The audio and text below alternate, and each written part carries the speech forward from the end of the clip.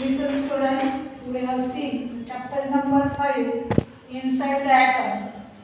जो काही ॲटम आहे, अणु आहे, अणूच्या केंद्रकामध्ये नेमकं काय असतं हे आपण या ठिकाणी चॅप्टरच्या माध्यमातून पाहतोय.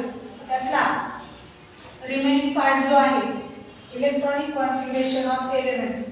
ॲटमच्या केंद्रकामध्ये जे इलेक्ट्रॉन फिरतात, हे इलेक्ट्रॉन कोणत्या कक्षेमध्ये किती फिरतात हे आपण या ठिकाणी पाहणार आहोत. तर यामध्ये आता त्यासाठी आपल्याला वेगवेगळ्या प्रकारचे जे काही एलिमेंट्स आहेत त्या एलिमेंट्सची नावं या ठिकाणी काही लिहिलेली आहेत. त्यानंतर जी काही नावं लिहिलेली आहेत किंवा नेमक द एलिमेंट्स ज्याला म्हणणार आहोत त्याचं सिम्बॉल, म्हणजे ज्यावेळी केमिकल रिॲक्शन लिहिली जाते त्यावेळी एलिमेंटचं नाव लिहिलं जात नाही, तर त्यामध्ये एलिमेंटचा काय वापरला जातो, सिम्बॉल वापरला जातो. आता एक नंबरचा एलिमेंट या ठिकाणी आपण लिथियम लिहिलं आहे. लिथियम हे नाव ज्यावेळी आपण केमिकल रिॲक्शन लिहितो त्यावेळी वापरलं जात नाही, तर त्याचं काय वापरलं जाणार आहे, सिम्बॉल या ठिकाणी वापरलं जातं. मग आता लिथियमचं सिम्बॉल लिहिलेलं आहे. आता ज्यावेळी त्याचा ॲटॉमिक नंबर आपण पाहतो त्यावेळी ॲटॉमिक नंबर त्याचा त्या ठिकाणी 3 आहे. त्यानंतर इलेक्ट्रॉनिक कॉन्फिगरेशन. इलेक्ट्रॉनिक कॉन्फिगरेशन म्हणजेच काय, तर नंबर ऑफ ॲटम्स जे आहेत ते 3 आहे, परंतु या ठिकाणी इलेक्ट्रॉनिक कॉन्फिगरेशन म्हणजे त्यामध्ये असणारे जे काही इलेक्ट्रॉन आहेत कोणत्या कक्षेमध्ये किती फिरतात आणि त्यांची संख्या ठरलेली आहे. ठरलेल्या संख्येपेक्षा जास्त इलेक्ट्रॉन कुठल्याही कक्षेमध्ये फिरू शकत नाही. या कक्षेतून त्या कक्षेमध्ये इलेक्ट्रॉन जाऊ शकत नाही.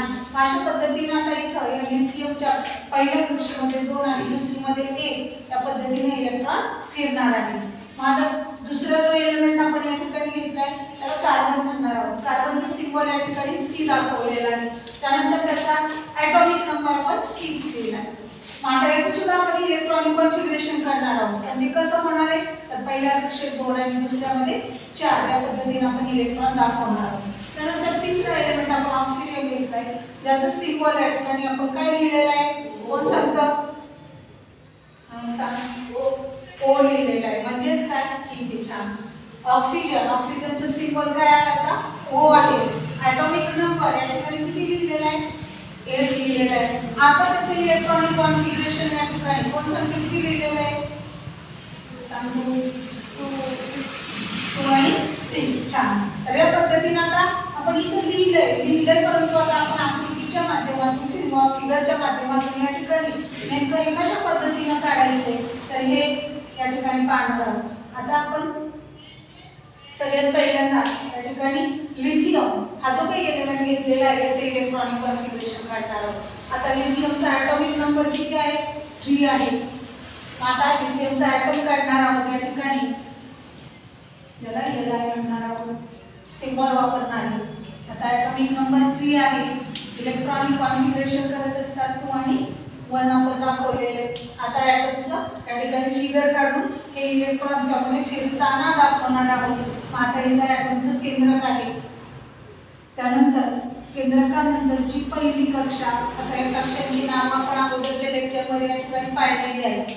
केंद्रक ज्याला न्यूक्लियस म्हणणार आहोत आणि न्यूक्लियस जवळची किंवा केंद्रकाजवळची पहिली कक्षा.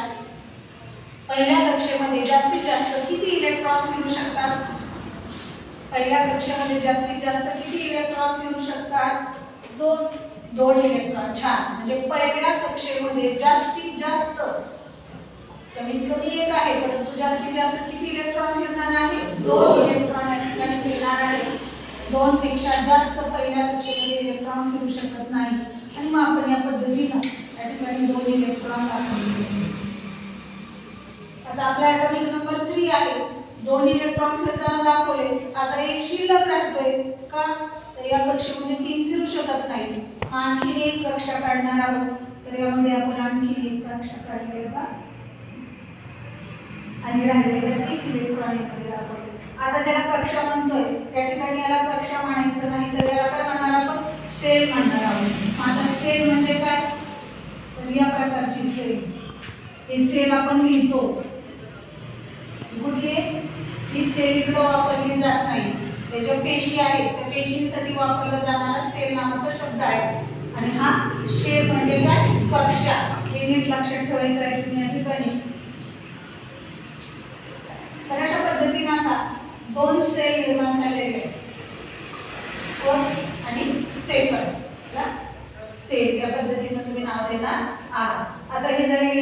कॉन्फिगरेशन, परंतु हे कशाच्या माध्यमातून दाखवला का, तर या सेलच्या माध्यमातून होणारं इलेक्ट्रॉनिक कॉन्फिगरेशन आपण या लिथियमचं दाखवले, ज्याचा ॲटॉमिक नंबर किती होता 3. इलेक्ट्रॉनिक कॉन्फिगरेशन आपण 1 या पद्धतीनं केले आणि ते आपण फिगरच्या माध्यमातून या ठिकाणी दाखवलेलं आहे. आता पुढचं तुम्ही सांगायचंय. आता 2 नंबरला आपण या ठिकाणी कार्बन घेतलेला आहे. कार्बनचा ॲटॉमिक नंबर किती लिहिलेला आहे आता 6 लिहिलेला आहे. इलेक्ट्रॉनिक कॉन्फिगरेशन लिहित असताना आपण या ठिकाणी आता 2 आणि 4 लिहिलेला आहे. आता ज्याला येते त्यानं फक्त उभं राहून सांगायचं की या जे काही ॲटम आहे त्यामध्ये इलेक्ट्रॉनिक कॉन्फिगरेशन दाखवत असताना पहिल्या कक्षेमध्ये किती इलेक्ट्रॉन फिरताना दाखवायचे. 2. छान. तर आता आपण जे काही ॲटमचं केंद्रक आहे काढले. आता केंद्रकाभोवती फिरणारे जे काही इलेक्ट्रॉन्स आहेत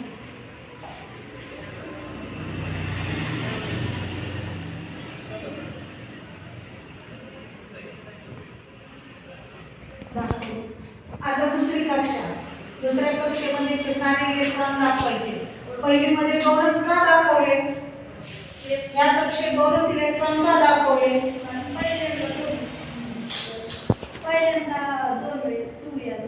म्हणजेच काय, पहिल्या कक्षेची कपॅसिटी किती इलेक्ट्रॉन फिरण्याची आहे 2, त्यामुळे आपण 2च दाखवू शकलो.